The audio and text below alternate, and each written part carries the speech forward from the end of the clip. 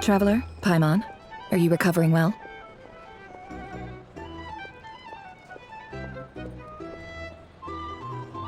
Turns out that moon chanter has some real talent after all. My eyes were mostly recovered after just a couple days' rest. I can actually open them again now. Yeah, but you gotta be careful. Lauma says not to strain your eyes while they're still healing. Yes, thank you. I'm well aware. Yehoda, could I borrow you for a moment? I could do with an extra pair of hands. Oh, sure. Coming. Did you hear that? I gotta go help Lauma for a second. You guys chat among yourselves. I'll grab us some drinks on the way back. Paimon, you still like 'em sweet? You bet! Make it extra sweet, because Paimon's earned it! Sure thing!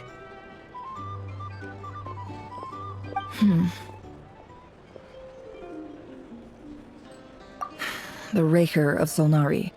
Kind of a snake, don't you think? No, definitely a snake. A poisonous one who spewed his venomous hatred everywhere. Anyone who seeks revenge out of hatred for other people has become a snake. That's something my dad used to say.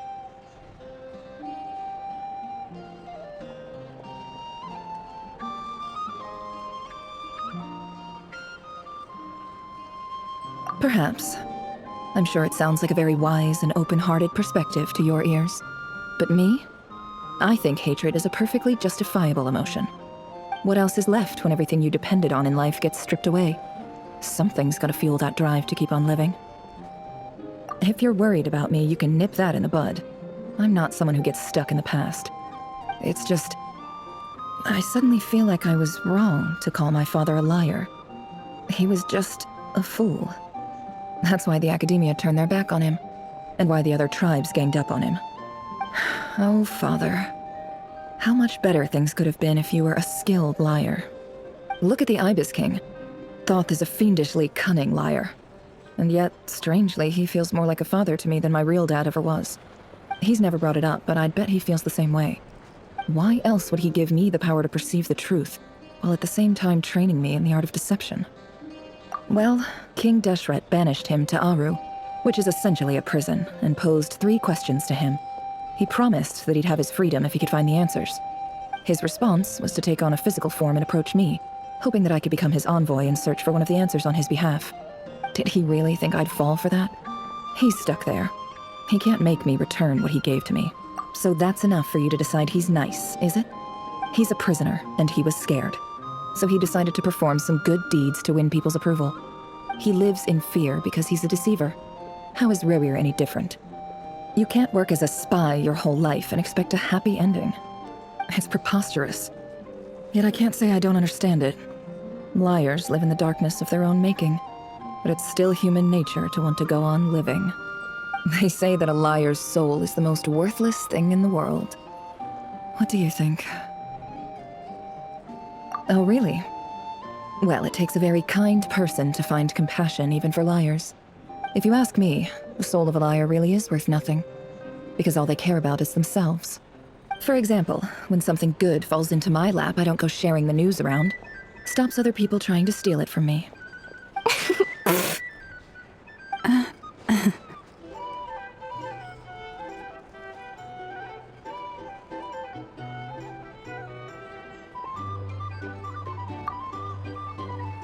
So be it. They have sharp ears. I can't keep anything from them. Wow, is that what it looks like?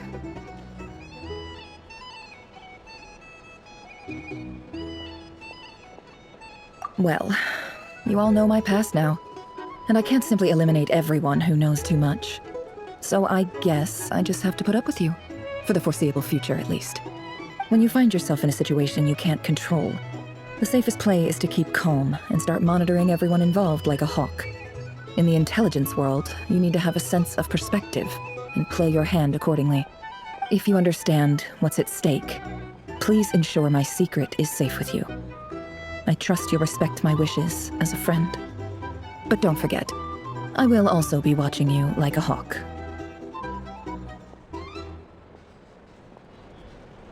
Very good. Oh wait! Now that the panic's over and we've all calmed down, Paimon suddenly remembered something. After all that build-up, our mystery ally never showed up even once.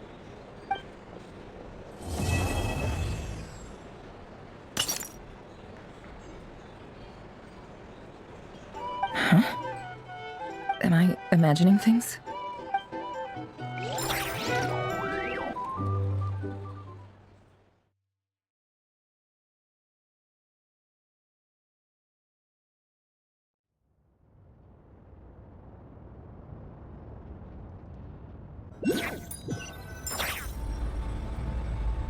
So, that close colleague who stayed behind with you? What's he been up to recently? Don't know, don't care. I get more normal human interaction from hanging out with Bosco too than him. Although, now you mention it, he hasn't bothered me in a while. I wonder if... If he's disappeared without a trace, it's the biggest gift he ever gave to the world. But I somehow doubt that's what's going on. He won't lie low forever. So we'd better stay on guard.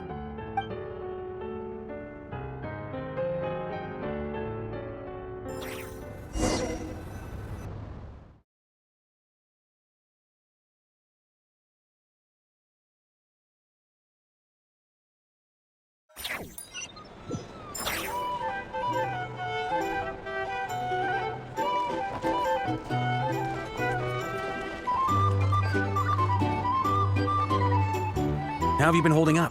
Any adverse reactions? If you start to take a turn for the worse, make sure you tell me right away. You don't need to worry about me, Grandmaster. I'm fine. I mean, I barely did anything, so... What?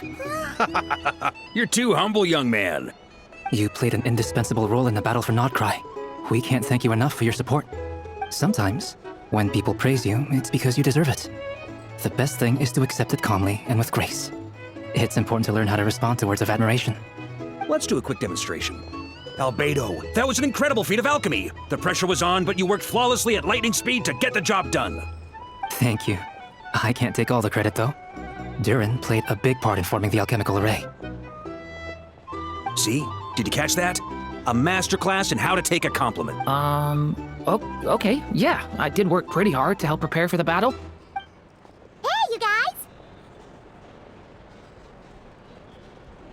Hey, look who's bounced back. Looking good, Traveler. Seems like you've recovered. You won't need to take any more medication. Can I get you a drink? Huh? You know how to order at a bar now? You've sure learned a lot recently. Handling a drinks order is ridiculously simple compared to alchemy. Don't worry, I'll blend into... Paimon believes it. You're clearly a fast learner, just like your brother. To be totally honest, though, Paimon didn't quite follow all the details when you first explained the plan to us. Don't worry, that's completely understandable. Unless you're a student of alchemy, it's hard to grasp. To put it in the simplest terms, we saw how our enemy stole the power of Kuvaki. And that gave us the idea of stealing his. When facing an enemy you have no hope of defeating, it's best not to engage them in battle. So, instead of looking for a way to overpower him, we decided to help Columbina get strong enough to at least stand up to him in a fight. For this to work, we had to analyze his modes of attack, confirm who his main target was, and make sure that he wouldn't go beyond the range of the alchemical array. For added security, we prepared a total of 4 arrays. But to mitigate the impact of the battle, we identified one location in particular as the ideal spot. The alchemical array absorbed his abyssal power. Then Durin processed it to render it usable by Columbina. That power enabled her to do what would otherwise have been nigh on impossible. What surprised me was that Dainsleif actually agreed to join us. Given his history with Rerir, he had every right to sit this one out. But we're extremely grateful for the decision he made. It must have been a painful choice to make. But I'm sure that making a decision was far better for him than staying in... Absolutely. He was torn between 2 paths, but in the end, he made his choice and stuck to it resolutely. He doesn't strike me as the sort of person who'd stay trapped. Anyway, however you cut it, everyone gave a stellar performance. And now, it's time to kick back and celebrate.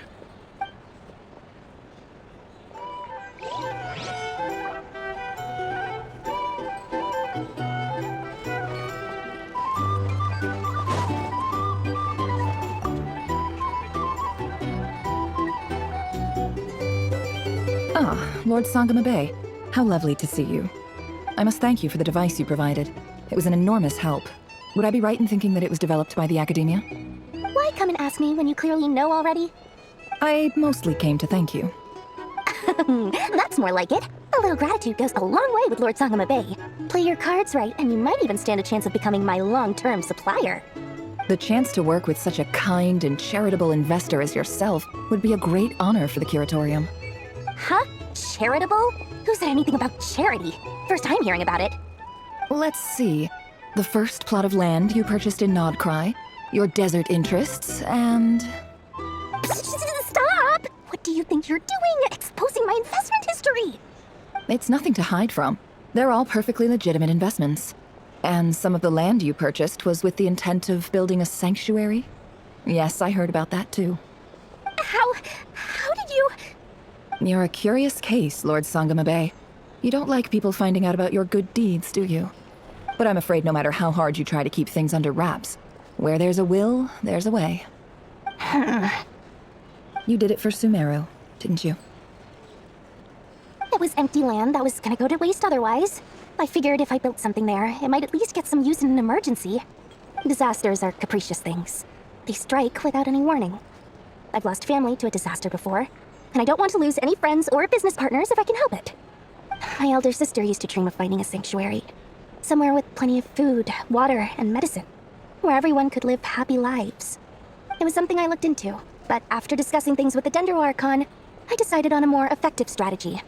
The tech people handled the tech, and Moneybags provided the Mora. It just made the most sense. It's a pity that so few people know the truth about you. Everyone says that you view everything in terms of Mora, and all you care about is growing your own wealth. So, what's the problem with that? Everyone wants to be rich. It's human nature. So yes, I love Mora, and it's nothing to be ashamed of. But surely you have dreams of your own beyond just making Mora. You don't get it, do you? My dream is to invest in other people's dreams. And, make a nice little slice for myself along the way. Just thinking about it makes me happy. That sweet, sweet sound of Mora. Thank you. For the device? And the pendant. Oh, that.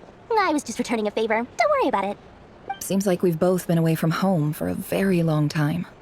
Yeah. So long that I barely remember what my family even looked like. That would be your mother, father, and sister? Yeah, though it's been years since my sister passed away. It's not like I want to forget them, obviously, but memory can be even more ruthless than the most calculating business person. Beyond a certain point, if something isn't helping you, my sister can't help me now. Slowly but surely, her face is fading from my mind's eye. It's become a vague impression. Not everything will fade. When loved ones pass away, the beautiful memories are the ones that last the longest. Yeah, that's true. If you ask me, that's the one silver lining in all of it. Well, that, plus, I'm sure that life is much better now than it was back then. Oh, absolutely. I have tons of Mora, a big beautiful house, business is booming, and I'm as happy as can be. You've got a lot going for you too. Boss of the Curatorium of Secrets? I'm sure there's plenty of Mora to be made in that line of work. I appreciate the vote of confidence.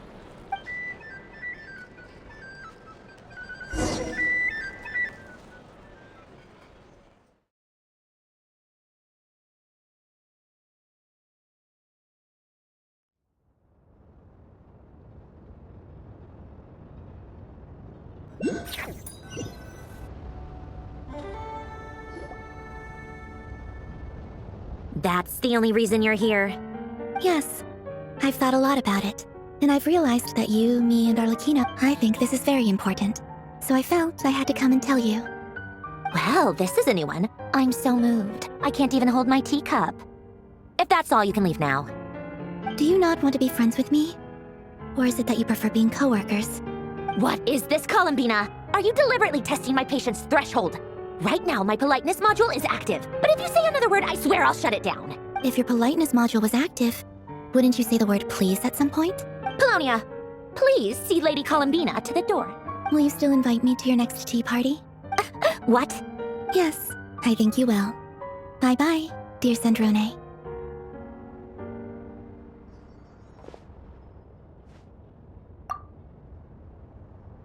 Last time, the Wild Hunt escorted you out. Would you rather I handled it myself this time? We just wanted to, see how you were doing now that it's all over. Why? Out of concern for my safety? I hope you didn't seriously think that the Rehir of Silnari would be able to lay so much as a finger upon me. Mostly because you kind of helped us out, so we just wanted to check you were okay. Looks like all your robots are fixed, huh? Oh, don't you worry about that. Tea time is already a write-off. The visitor before you managed to kill my appetite. If you're in the mood for tea, go ahead and help yourself. Otherwise, it's going to waste. My coasters are still missing in action, though. Use this notebook instead. Whoa! Pretty hefty notebook. You can ignore those. They're just dumb scribblings. I doodle and write in my free time. Sometimes I remember the distant dreamlike past. And other times, I grit my teeth and note down all the crazy nonsense going on in the present.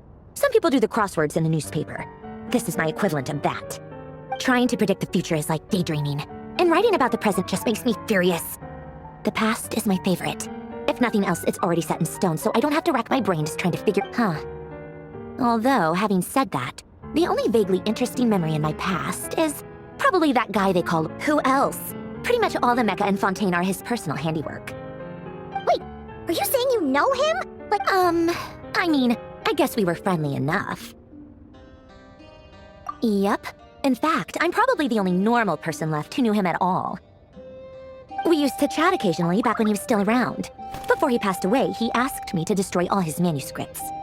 I honored his request, but I did read through everything first before destroying them. I mean, I couldn't let the genius of Lord Artificer Alain Guillotin disappear like that. Would have been such a waste. So, that's where the formulas in your notebook are from? I just told you, those are my equivalent of crossword puzzles.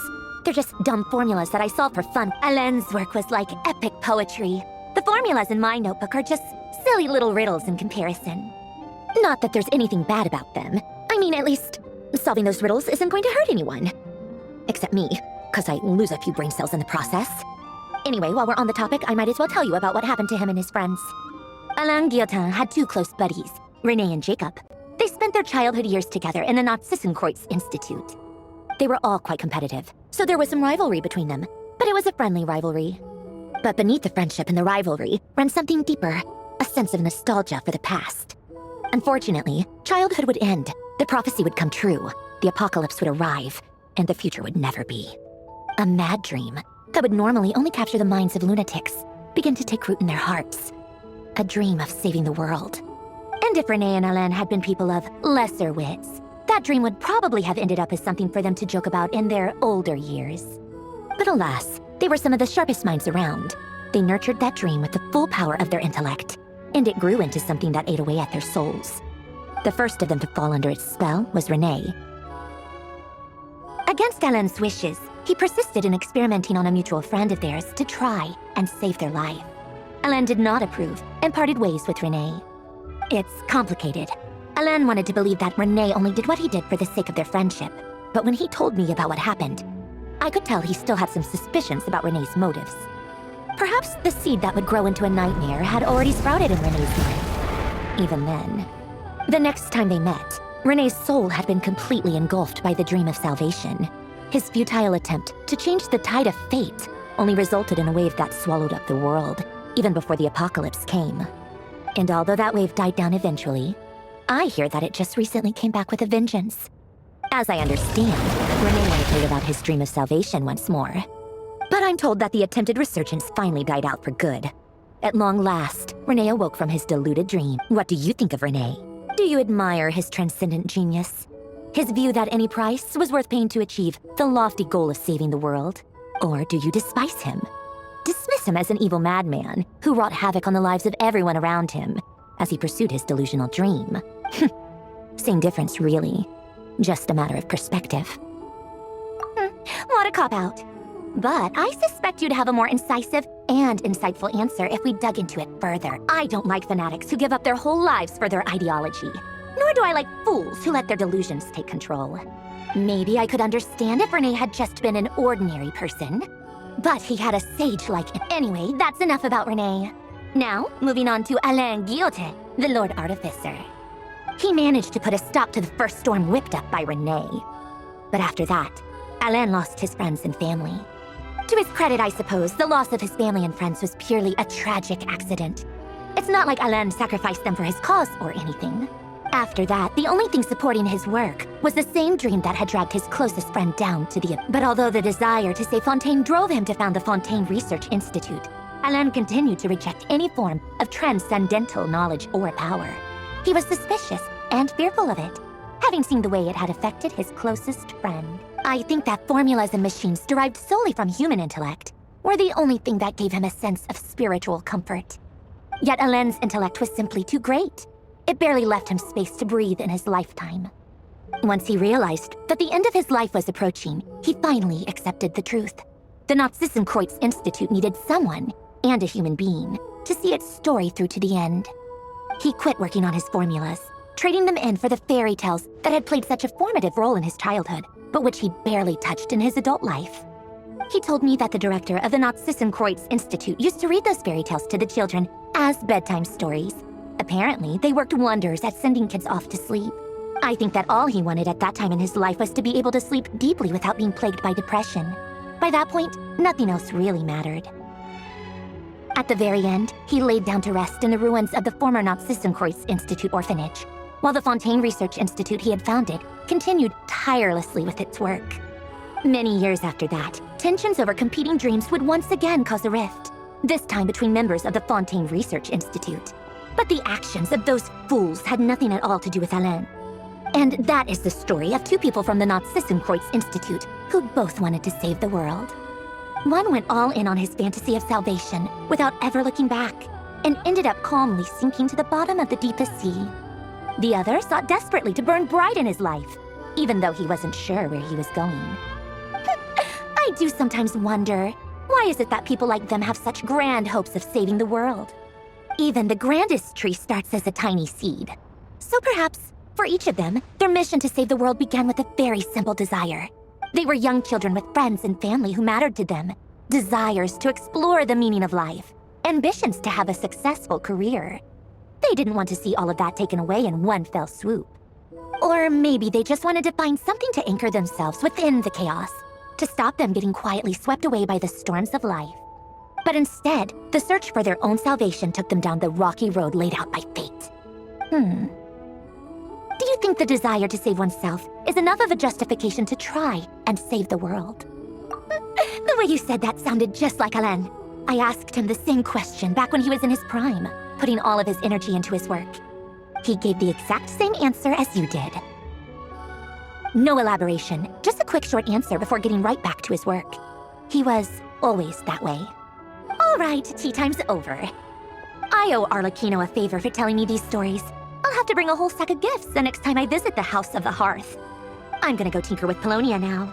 You guys can do whatever you want, as long as it doesn't involve interrupting me. Polonia, exit hibernation mode. Begin diagnostics.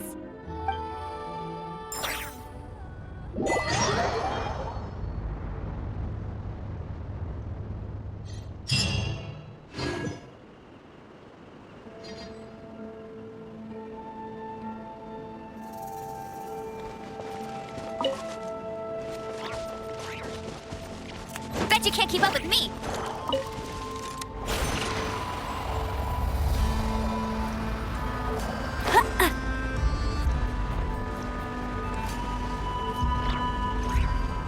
Use the force off. Get him! You're not going anywhere! Resistance. Go off! Save yourself.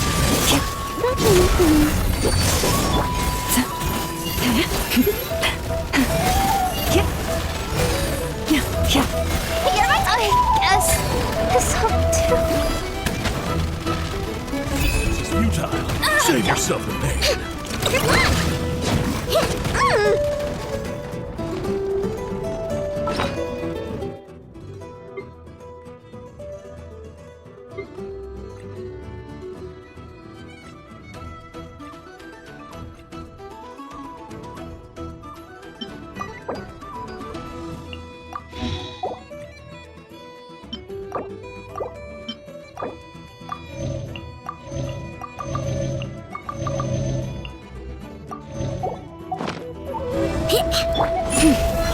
You poor lost life. Stay your hand. Smash and grab! Resistance is futile. Save yourself the pain. You want it! I wanna... Cream cupcake.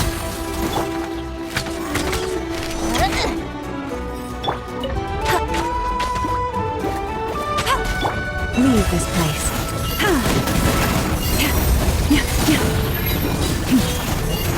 Resistance. Send.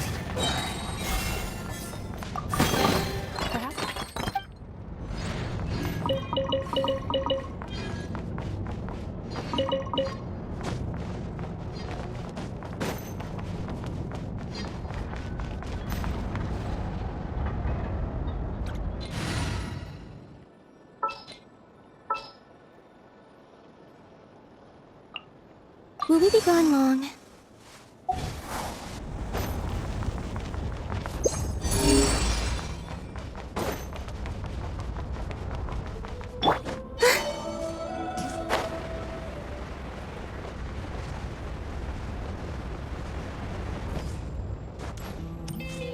Not this time. With one heart, we pray.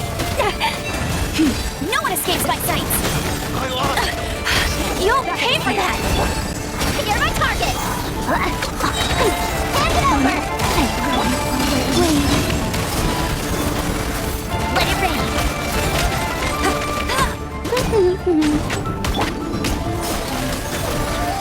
The price of leaving home.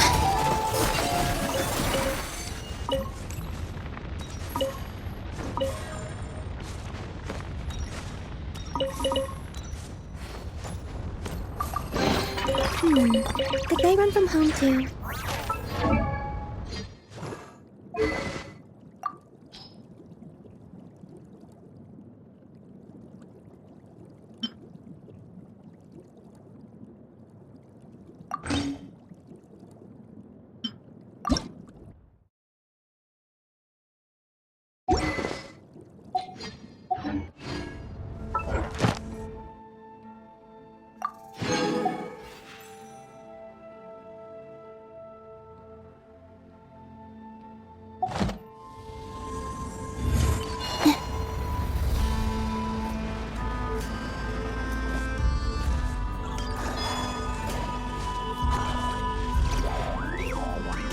What a waste of time! Smash and grab!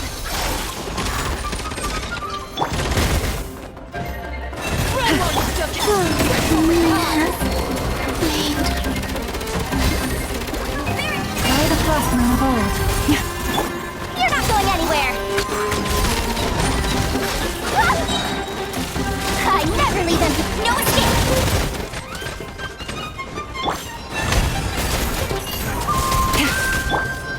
You're my target! You still can! There's nowhere to hide!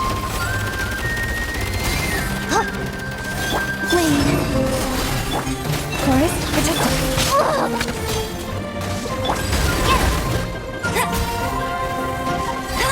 I'll race you there! For the everlasting forest. Let it rain! You poor lost love.